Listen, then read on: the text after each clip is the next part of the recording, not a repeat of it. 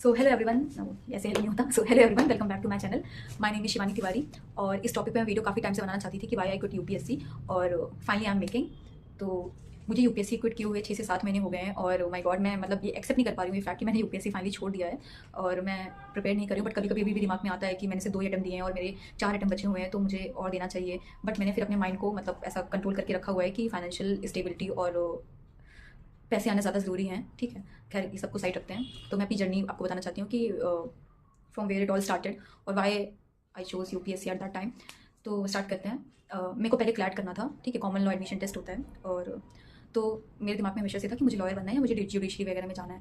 But जब मैं 1 महीने का मैंने क्रैश कोर्स किया था लखनऊ में उसके लिए, फ्लैट के लिए, तो तब मैंने एक चीज़ सोची कि यार अगर मुझे इतनी मेहनत करनी है किसी भी फील्ड में, मतलब मेरे को अपना 100% देना है या मेरे को दिन के 10-12 घंटे मैं दे ही रही हूँ, तो वाई नॉट यूपीएससी। मुझे लगा कि अगर मैं कोई चीज़ के लिए मेहनत कर रही हूँ तो मैं सबसे ऊपर के लिए मेहनत करती हूँ, जो कि सब सोचते हैं और गलत बात भी नहीं है वो। तो मैंने सोचा कि ठीक है, अब फ्लैट को छोड़ते हैं और हो सकता है कि मैं इतनी मेहनत करूँ तो मुझे कुछ और बेटर या कुछ और बढ़िया मिल जाए।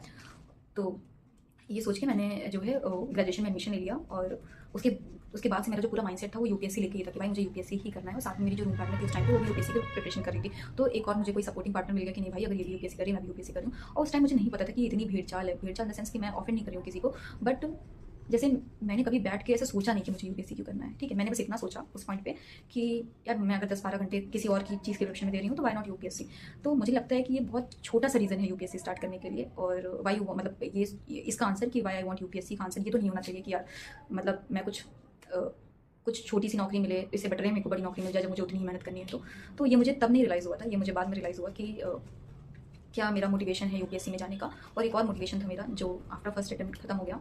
तो फर्स्ट अटैम्प्ट की मैं बात करती हूँ तो फर्स्ट अटैम्प्ट मैंने बहुत मेहनत की।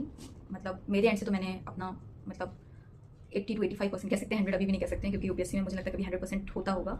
तो मतलब वही था कि सोशल मीडिया से दूर मैंने अपने इंस्टाग्राम अकाउंट्स वगैरह डिलीट कर दिए। उसके बाद मैं अपने फ्रेंड्स वगैरह से ऑन एंड ऑफ बात करने लगी, हफ्ते में एक बार या कॉल आ जाता था किसी का, अगर आता भी था तो। और मतलब ऐसी लाइफ, बहुत मोनोटोनस लाइफ में जीने लगी थी। और फर्स्ट अटैम्प्ट में तो कुछ बहुत खास मेरे मेंटल हेल्थ पे बहुत ज़्यादा इंपैक्ट नहीं हुआ था। बट जैसे ही मैंने अपना फर्स्ट अटैम्प्ट दिया और मैं बहुत श्योर थी कि भाई मतलब फर्स्ट अटैम्प्ट दूंगी ऐसा क्लियर हो जाएगा और बढ़िया से मेंस लिखेंगे सब कुछ। बट जो रियलिटी चेक मुझे फर्स्ट अटैम्प्ट के बाद मिला, वो क्या ही बोलूँ, मेरे पास वर्ड्स नहीं उसको डिस्क्राइब करने के लिए। मैं अपना प्रीलिम्स का पेपर देके, पहली बात तो मैं प्रीलिम्स का पेपर जब देने गई थी, गाइस ये वीडियो लॉन्ग होने वाली है तो प्लीज़ हैव पेशेंस। तो मैं अपना पेपर देने गई और जैसे मैंने क्वेश्चन पेपर देखा, वैसे तो मैंने प्रीवियस ईयर लगाया था 2011 से लेके 22 तक, मैंने 23 में अपना पहला अटैम्प्ट दिया था। तो जब मैंने वो पेपर देखा तो मुझे लगा कि मुझे गलत पेपर तो नहीं मिल गया, कहीं मैं पीसीएस का पेपर तो गलती से नहीं देने आ गई। लिटरली मुझे ये लगा था क्योंकि मतलब फैक्चुअल स्टार्टिंग में कुछ मुझे याद नहीं है, मतलब कुछ ज्योग्राफी के क्वेश्चन थे और बहुत ही फैक्चुअल थे। और एक और चीज़, ज्योग्राफी मेरा मतलब अब तो बाद में मैंने ठीक कर लिया था, बट स्टार्टिंग में फर्स्ट टाइम मेरा ज्योग्राफी उतना स्ट्रॉन्ग क्वेश्चन नहीं था। और तो मैंने जब ज्योग्राफी वगैरह के क्वेश्चन वगैरह देखे मैपिंग के, मतलब स्पेशली थे, तो मुझे लगा यार ये क्या। लेकिन उस टाइम मैंने वही है टॉपर स्टॉक सुन के आता है इंसान की, नहीं भाई पहला पेपर मतलब देखना है तो फंबल नहीं होना है। तो मैंने सोचा कि नहीं भाई फंबल तो नहीं होती, तो मैंने क्वेश्चन वगैरह सॉल्व करती गई और ठीक है बस जीएस हो गया। उसके बाद सबसे बड़ा मेजर हर्डल था मेरे लिए सीसैट। और ठीक है, मैंने सीसैट दिया और सीसैट देते वक्त मुझे लग रहा था शायद यूपीएससी मेरे लिए नहीं है। बट तो उस टाइम मैंने डिसाइड कर लिया था कि मैं इस अटैम्प्ट के बाद अब दूसरा अटैम्प्ट नहीं दूंगी। तो गाइस मेरा जीएस जो है वो क्वाइट डिसेंट गया था, बट सीसैट में बहुत ही बेकार गया था। मतलब क्योंकि मैंने पीवाईक्यू लगाए थे 2011 से लेकर 22 तक, तो जिसमें मुझे 22 का पेपर थोड़ा टफ लगा था, बाकी जितने पेपर थे वो मुझे डुएबल लगे थे। जैसे मैं बता सकती हूँ, तो बहुत ही आसान आता था 2011 का, 12 का, 13, 14 एंड सो ऑन। तो ये सारे पेपर बहुत ही ईजी आते थे और डुएबल होते थे। तो मैंने बस वो पीवाईक्यू सॉल्व किए थे, जो कि मेरी सबसे बड़ी मिस्टेक थी कि सिर्फ पीवाईक्यू के भरोसे मुझे नहीं जाना चाहिए था। बट उस टाइम मैं टॉक सुनती थी और जो भी वीडियोस वगैरह देखती थी उसमें सभी बोलते थे कि पीवाईक्यू देख के जाओ हो जाएगा। बट ऐसा नहीं हुआ। और वहाँ मैंने जब सीसैट का पेपर देखा तो मुझे लगा यार कि मेरी मैथ्स इतनी अच्छी भी नहीं है, मेरी क्वांट इतनी अच्छी भी नहीं है, और मैंने 11th 12th में ली भी नहीं थी। अच्छी की बात नहीं है, मतलब मैंने पढ़ा ही नहीं था तो फिर कहाँ से आएगा कोई चीज़, जैसे परम्यूटेशन कॉम्बिनेशन मैंने कभी नहीं पढ़ा था यार। तो ये सब हुआ और उसके बाद मैंने सीसैट का पेपर देखा, मैंने डिसाइड कर लिया कि नहीं भाई I am going to quit UPSC, हो गया बहुत हो गया।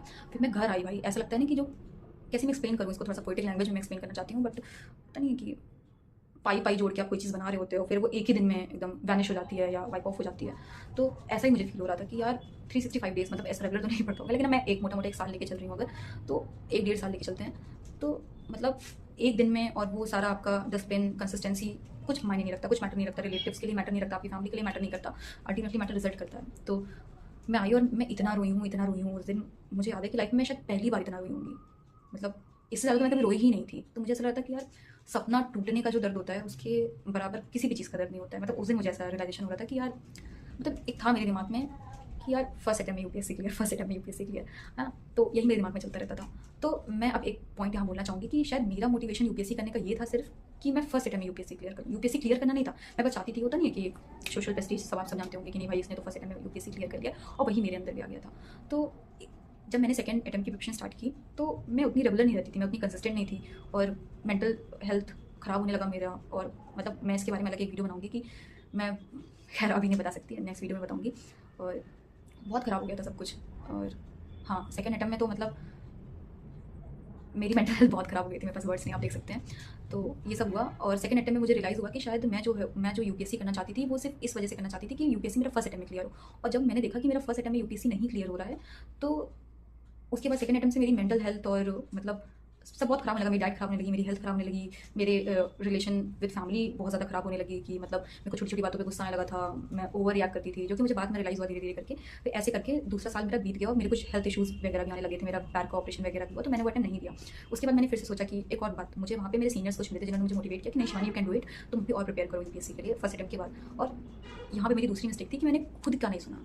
तब सामने वाला आप पे भरोसा करता है, वो इंपॉर्टेंट है, मतलब एक मोटिवेशन का काम करता है, बट सामने वाले के मोटिवेट करने से ज़्यादा आप अपने बारे में क्या सोच रहे हो, या आप प्रिपेयर हो कि नहीं हो इस एग्जाम को देने के लिए, आपकी इनर वॉइस आपको क्या कह रही है कि तुम्हें जाना चाहिए, नहीं जाना चाहिए, तुम्हें पहले फाइनेंशियली सिक्योर हो जाना चाहिए।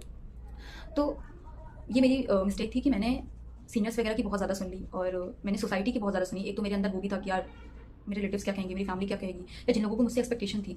होता नहीं है कि मतलब जब लोग आपसे बहुत ज़्यादा एक्सपेक्टेशन करते हैं तो आपको आपकी परफॉर्मेंस उतनी नहीं दिखती, आपको सिर्फ ये दिखता है कि यार मेरी फैमिली क्या सोचेगी इसके बारे में, या मेरे रिलेटिव्स क्या सोचेंगे, यार उन्होंने तो सोचा था कि मेरा निकल जाएगा, या मेरे फ्रेंड्स क्या सोचेंगे, क्या मेरा मज़ा तो नहीं लेंगे कि हाँ भाई तुम भी तो मतलब सबका थोड़ी ना होता है यूपीएससी।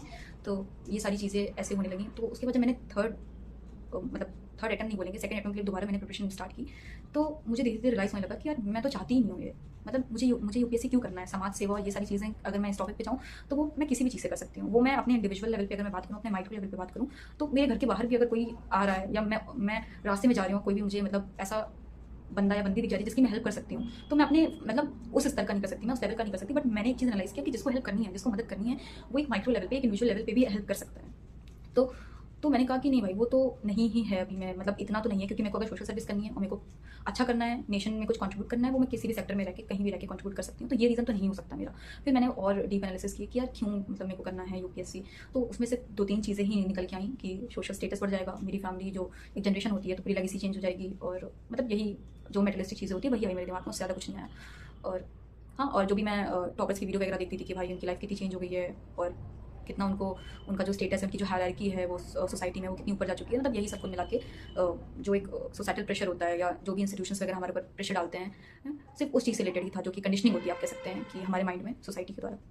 इसके अलावा मुझे कोई रीज़न नहीं दिखा। और देन मैंने ये डिसाइड किया कि नहीं भाई, financial stability is more important और सिक्योरिटी इज़ मोर इंपॉर्टेंट। और एक और चीज़ जो मेरे दिमाग में आई कि यार ये इंडिविजुअल कॉल होता है, मैं किसी को डिसअपॉइंट करने नहीं बैठी हूँ कि मैं किसी को डिसअपॉइंट कर रही हूँ, बट ये मेरे पर्सनल व्यूज़ हैं कि मैंने देखा कि क्या जो चीज़ मैं सेक्रीफाइस कर रही हूँ, मतलब अपना 20s, ठीक है, और हो सकता है मुझे 6 साल बाद कुछ मिले, हो सकता है मुझे 6 साल बाद कुछ ना भी मिले, तो क्या ये वर्थ इट होगा?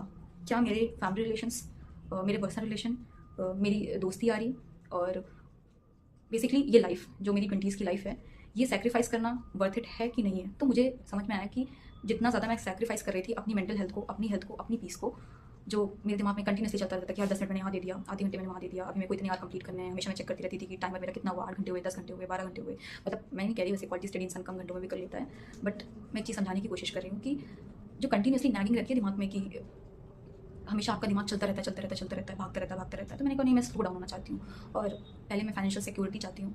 और मुझे लगता है कि ये एक्सेप्ट करने में कोई बुराई नहीं है कि नहीं